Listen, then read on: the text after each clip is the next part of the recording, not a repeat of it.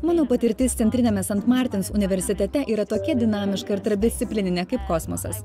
Aš čia įgijau bakalauro laipsnį ir studijavau madą, moterų drabužius, tuomet magistrantūros studijoms pasirinkau medžiagų ateities kursą. Kurso metu mes tyrėme materialumo ateitį. Taigi iš tikrųjų žiūrime į amatų ir technologijų sankirtą. Mūsų dizaineriai, mūsų studentai iš tikrųjų nori rasti naujų būdų panaudoti šias medžiagas.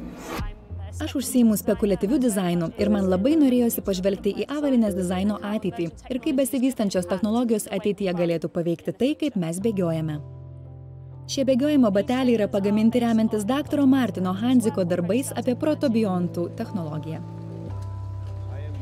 Čia Trente, Italijoje. Aš esu naujas tyrėjas ir mano tyrimas yra kiek kitoks. Tai kiek pionierinis mokslas.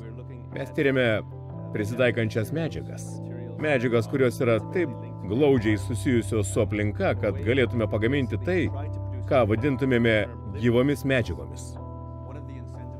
Viena iš paskatų tirti tokius dirbtinius gyvenimo modelius, kokius tyrėme mes, yra ta, kad mums reikia geriau suprasti gyvas sistemas. Nes mes, žmonės, gyvūnai, bakterijos ir augalai, turime tokią pat architektūrą, turime tokio paties tipo DNR, turime tokius pačius baltymus, kurie sudaro visus gyvenimo, kaip mes jį suprantame, aspektus. Protobiontų mokslas daug dėmesio skiria gyvybės kilmei ir bando analizuoti tai naudojant iš apačios į viršų požiūrį. Gana neįprasta, kad susidomėjau tokia technologija.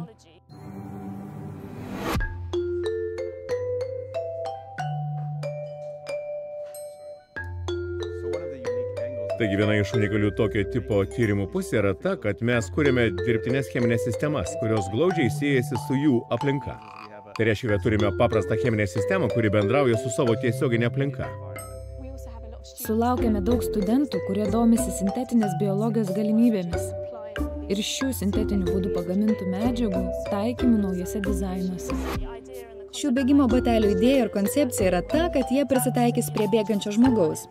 Jie labiau pritaps prie jo pėdos ir rekonfigūruosis bei prisitaikys priklausomai nuo spaudimo ir laiko. Viena iš futuristinių naujo tipo medžiagos, naujo tipo gyvos medžiagos vizijų yra struktūra, kuri pati save atstato, galbūt pati auga ir net dauginasi. Tai yra futuristinės vizijos ir mes nieko panašaus dar nerealizavome. Bet tai yra būdas galvoti apie ateitį ir tai, kokios technologijos gali būti taikomos.